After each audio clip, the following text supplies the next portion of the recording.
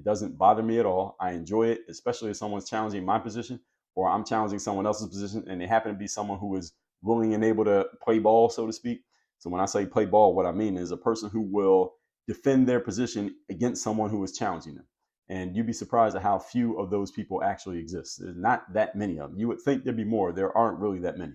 Many people, when they find their position being challenged and they don't really have a solid reason why they believe what they believe, other than I'm doing it for my job, I'm doing it because somebody told me to, I'm doing it because it's what I've always believed, but I have no solid logical explanation of why I believe it.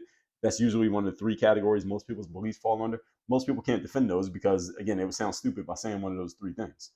It's very rare you come across someone who has an actual position they can actually defend with actual substance. And when people like me come across someone who is like that, especially if we disagree, that'll be one to watch. That's where you get your popcorn ready.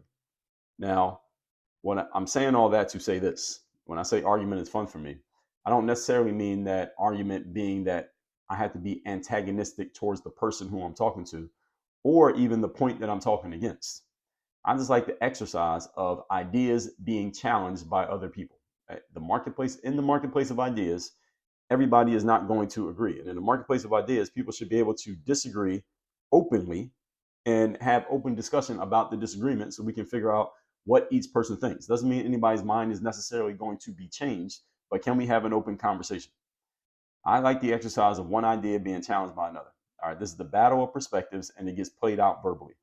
And this is a skill of mine. If you're going to be a lawyer, you must have this skill.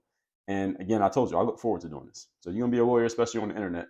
I would suggest that you get good at this. This does not mean that you need to respond to every comment. Doesn't mean you need to engage every troll. But when I do my live streams, I always say this in my live streams.